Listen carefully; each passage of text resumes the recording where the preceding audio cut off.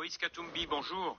Bonjour. Vous promettez de mettre fin à la guerre qui sévit à l'Est depuis 30 ans, mais si vous êtes élu, qu'est-ce que vous ferez de mieux que Félix Tshisekedi pour redresser la situation militaire? Vous savez, j'ai d'abord un programme pour redresser la situation militaire parce que M. Tshisekedi a oublié l'armée.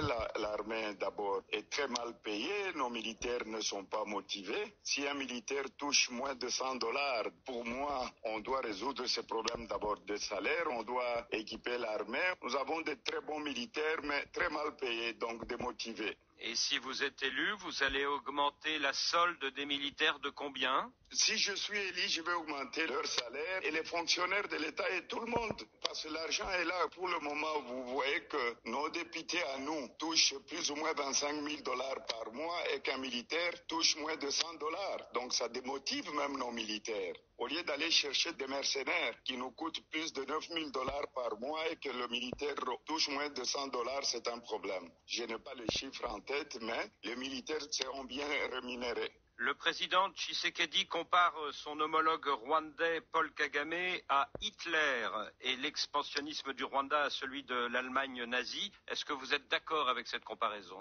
Vous savez, moi je crois le plus important pour nous, si nous avons une très bonne armée, si notre armée est respectée, les pays voisins vont aussi nous respecter. Parce que pour le moment, le problème c'est quoi? Nous avons un président qui pleure chaque jour. Ce n'est pas en pleurant ou en attaquant qui que ce soit, Kagame ou aux autres, il faut passer à l'action. Si quelqu'un me provoque, je dois me défendre. Donc pour moi, ce qui est important, c'est avoir une efficacité. Donc l'armée doit agir, on ne doit pas pleurer, dire la faute est à l'autre. Non, on a tellement pleuré qu'on ne nous respecte plus. Si vous êtes élu, vous promettez la fin de la pauvreté, mais justement, Moïse Katumbi, la gratuité de l'école primaire, est-ce que ce n'est pas à mettre à l'actif de Félix Tshisekedi sur le chemin de la lutte contre la pauvreté? Monsieur Boisbouvier, la gratuité n'existe pas. Comment voulez-vous? Je vous donne l'exemple de la ville de Kinshasa. Le salaire d'un enseignant, c'est 247 000 francs. C'est plus ou moins $85. Le loyer d'un enseignant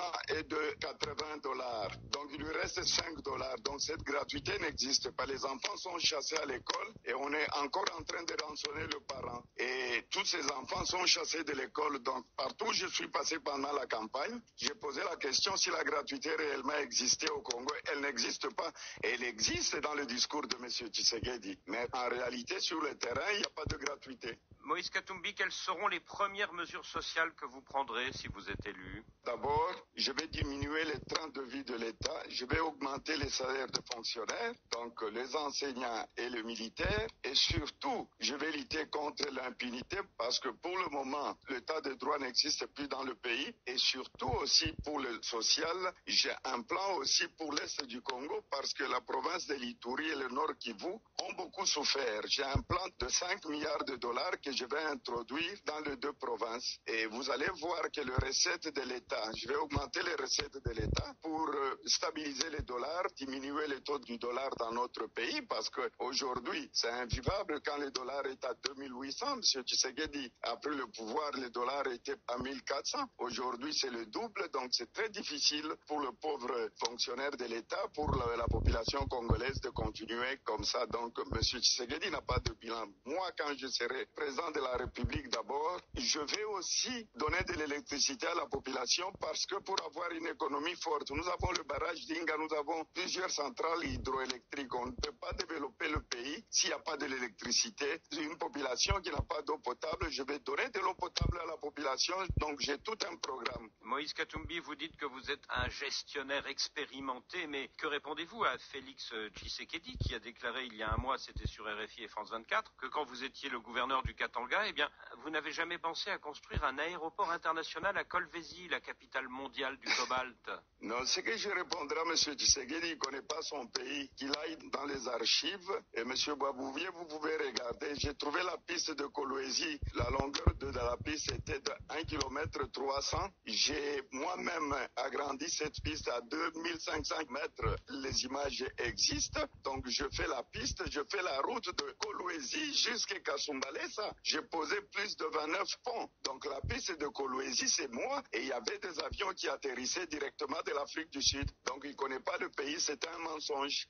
Depuis votre entrée en lice, Moïse Katumbi, vous avez bénéficié du désistement de 4 candidats, dont Matata Ponyo et Délice Essanga. Mais il en reste plus de 20 candidats. Du coup, dans cette élection à un seul tour, est-ce que le sortant, Félix Tshisekedi, ne part pas favori? Mais vous savez, le candidat le plus faible aujourd'hui, c'est Félix Tshisekedi. Regardez mes images comparées aux images de Félix Tshisekedi. Moi, j'ai des candidats qui m'ont rejoint, des candidats très valables, qui sont venus parce qu'ils savent nous devons reconstruire ensemble le Congo. Donc, pour moi, que ce soit quand on était parti en 2018 à Genève, Tshisekedi était parti avec Kamere, Martin Fayulu était resté avec nous, Kabila était avec d'autres. Donc, dans notre camp, nous sommes le gagnant. Et nous allons gagner ces élections parce que la population, il y a un rejet de la population vis-à-vis de M. Tshisekedi. Le vrai opposant de M. Tshisekedi aujourd'hui, c'est la population congolaise parce qu'il n'y a pas de bilan. Il n'a rien fait. Aujourd'hui, il continue à s'attaquer à moi, soit disant que j'étais le candidat de l'étranger parce qu'il n'a pas un bilan à présenter à la population. Quand il dit là,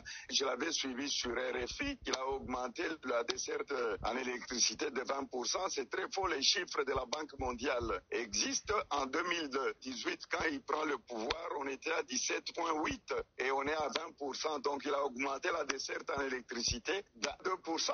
Mais tout de même, Moïse Katumbi, le refus du docteur Mukwege de se désister pour vous, est-ce que ce n'est pas un motif de déception? Non, ce n'est pas un motif de déception. Le docteur Mukwege est candidat, je respecte tous les candidats. Moi, je sais que je suis en train de faire ma campagne, il est en train de faire la campagne, les images ne trompent pas. Donc, je suis sûr et certain que je vais gagner les élections avec mon équipe. Selon plusieurs sources, à l'époque où vous étiez privé de votre passeport congolais, vous avez utilisé un passeport zambien pour voyager. Est-ce que vous ne risquez pas d'apparaître, comme disent Félix Tshisekedi et Jean-Pierre Bemba, comme un candidat de l'étranger?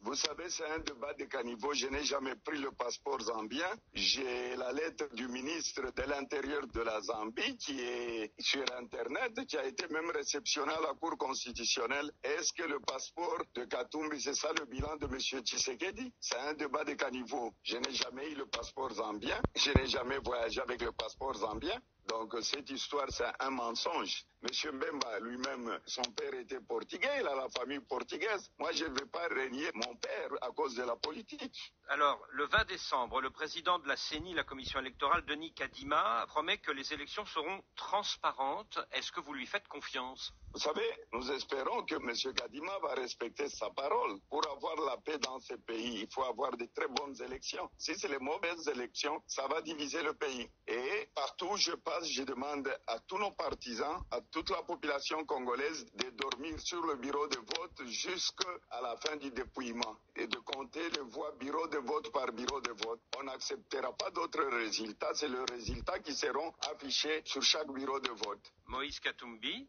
merci. Merci beaucoup.